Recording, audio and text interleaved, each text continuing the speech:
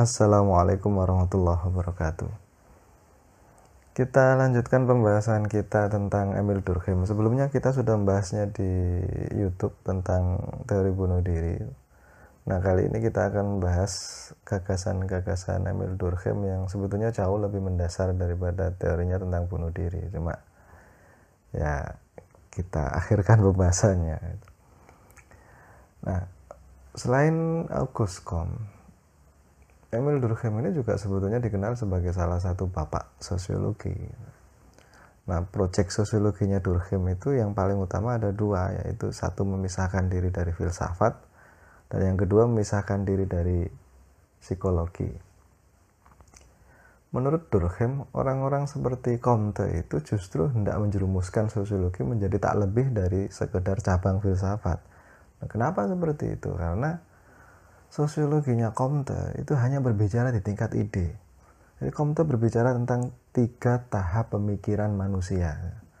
Jadi Comte hanya bicara tentang ide-ide, tentang realitas, bukan realitas itu sendiri. Nah, menurut Durkheim, kalau ini yang terjadi, kalau ini yang dilakukan dengan sosiologi, maka sosiologi sebetulnya tidak jauh beda dengan filsafat. Dia hanya cabang saja dari filsafat.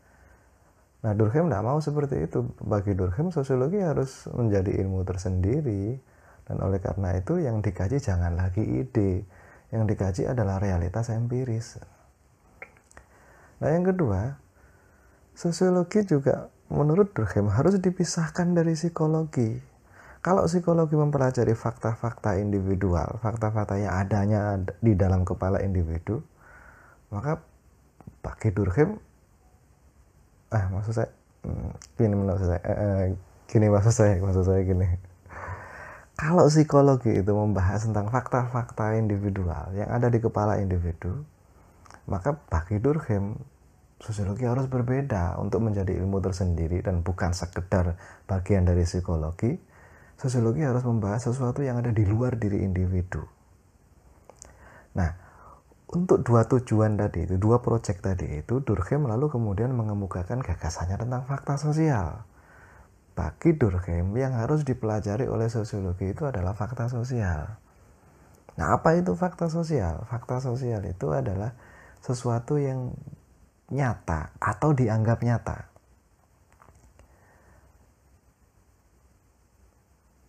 Dan dia bukan cuma fakta individual. Jadi dia nyata adanya, bukan sebagaimana yang sosiologinya Comte yang hanya membahas tentang ide, dunia kognitif manusia. Tapi kalau fakta sosial enggak, fakta sosial itu sesuatu yang nyata atau setidaknya dia dianggap sebagai nyata. Oleh karena itu dengan gagasannya ini kemudian Durkheim memisahkan sosiologi dari filsafat. Nah, dengan gagasan ini pula Durkheim memisahkan sosiologi dari psikologi. Bagi Durkheim, fakta sosial itu berbeda dengan fakta individual. Kalau fakta individual itu hanya ada di dalam diri individu, dia tidak bisa terlepas dari individu.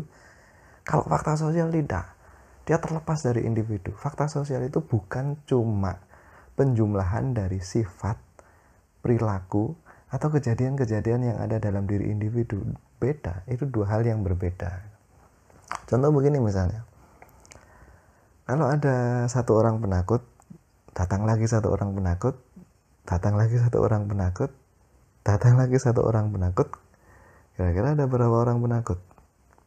Ada 4 orang penakut? Enggak bisa begitu. Satu orang penakut itu memang dia akan tetap takut, tapi begitu temannya datang, apalagi berempat, maka yang muncul kemudian adalah berani gitu.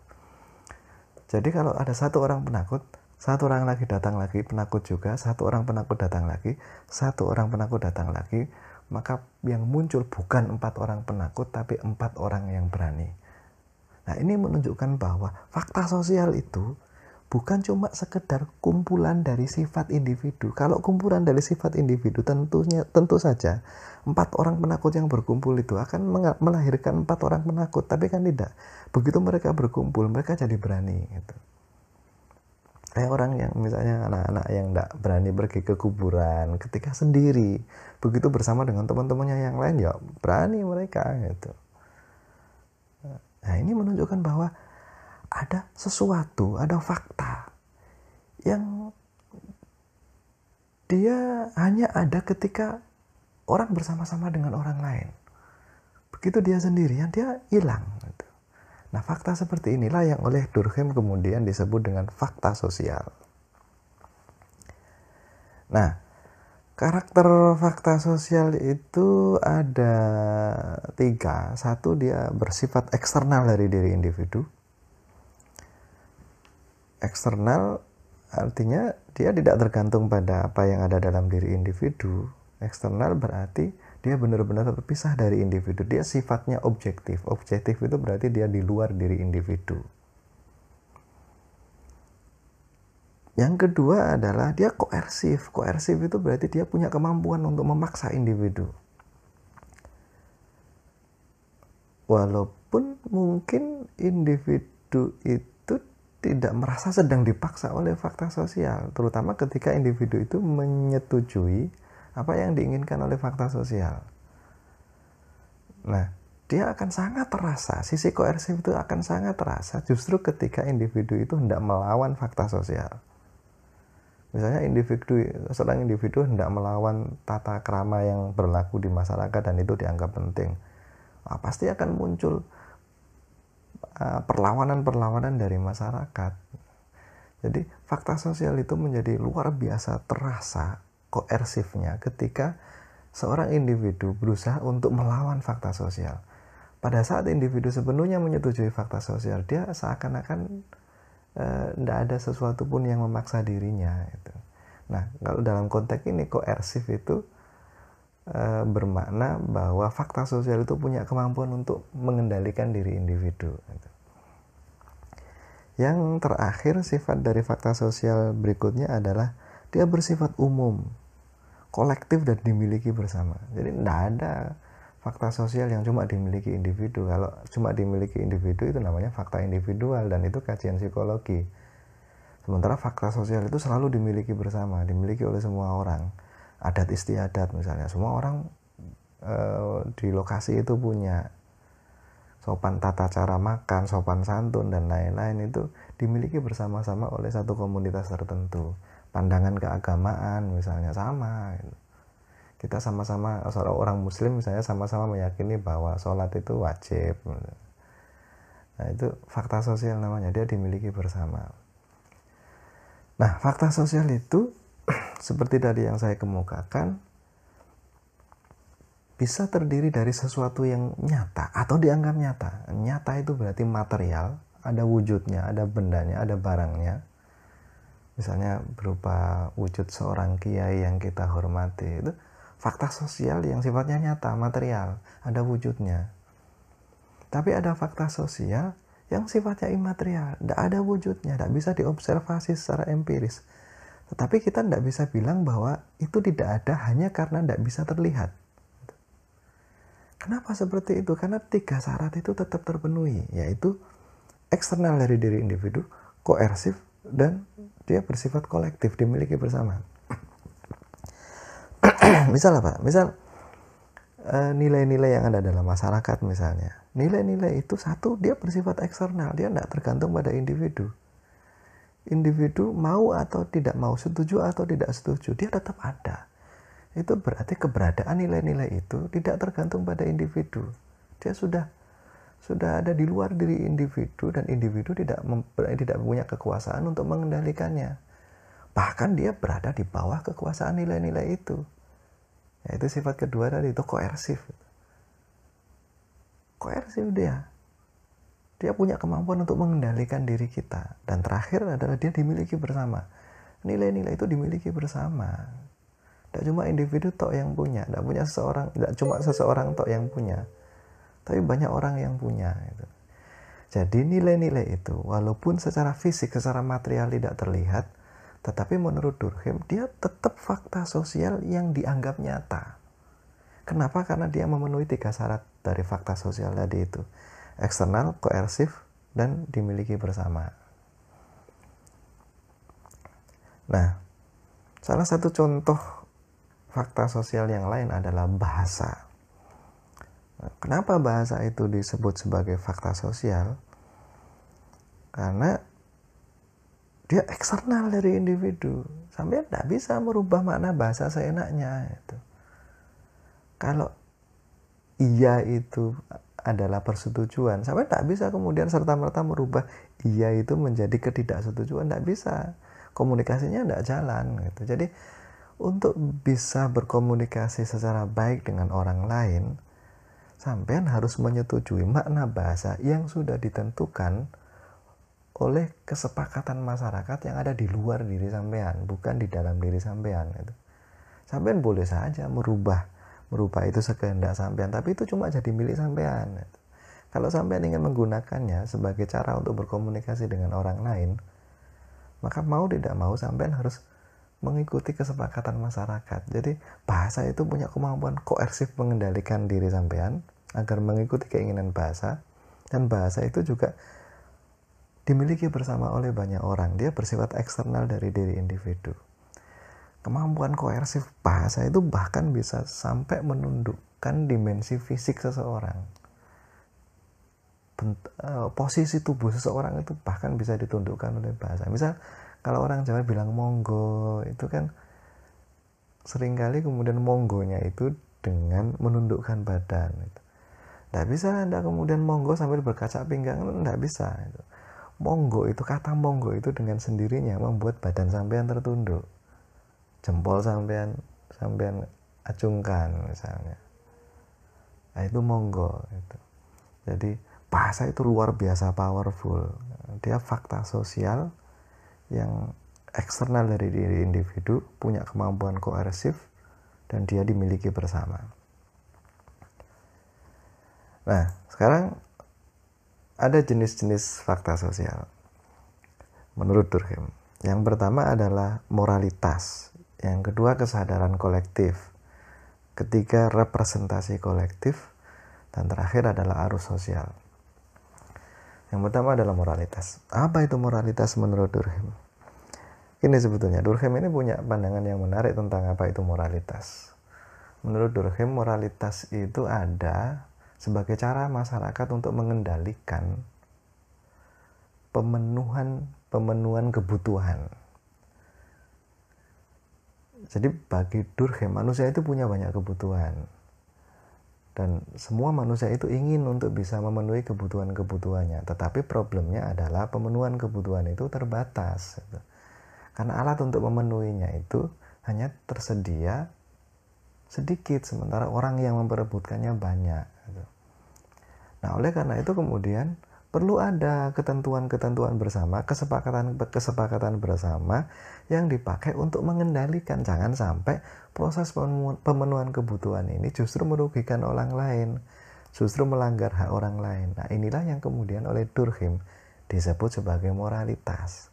Jadi gampang-gampangnya moralitas itu adalah mekanisme atau tata cara yang sudah disepakati oleh masyarakat untuk mengendalikan pemenuhan kebutuhan-kebutuhan.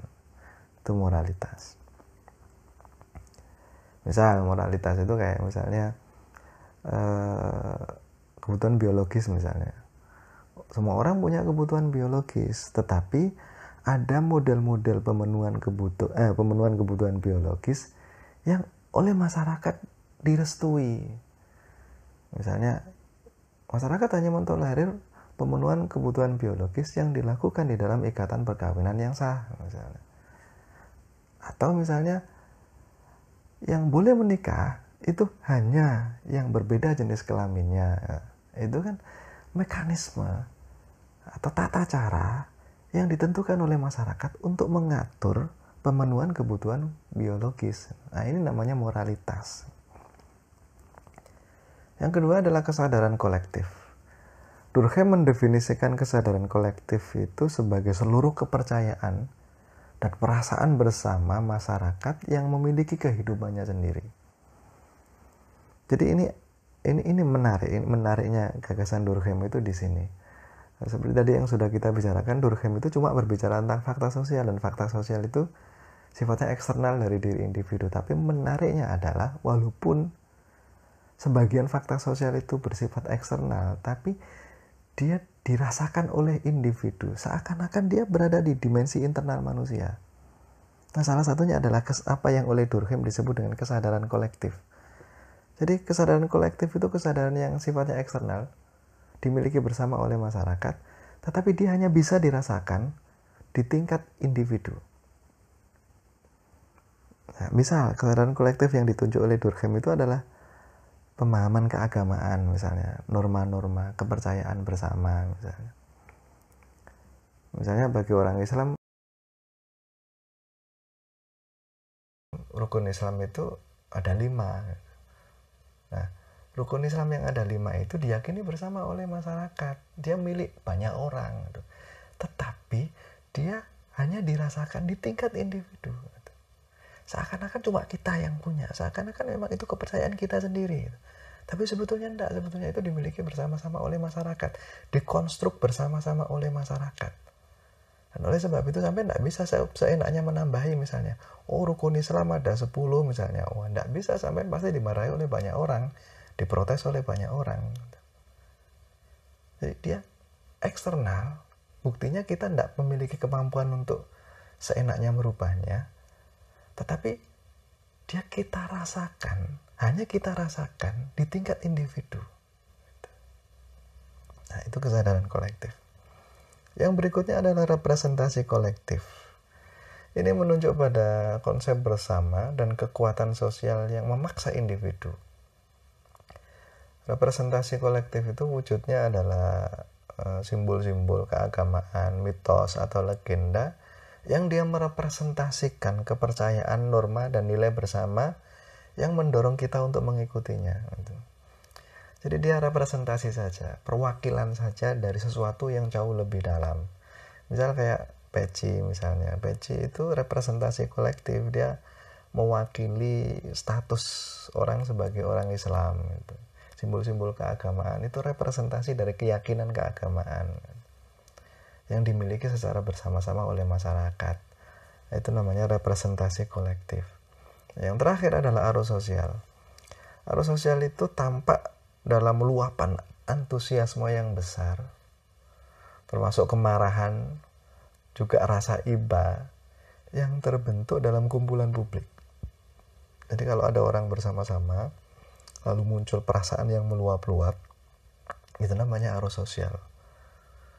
Orang demo misalnya, lalu ada yang ngompori, ada yang memprovokasi, dia tiba-tiba menjadi anarkis. Dia lempar sana, lempar sini. Yang boleh jadi ketika seseorang itu sendirian, dia tidak bisa membayangkan dirinya bakal berani melempar rumah orang lain dengan batu misalnya.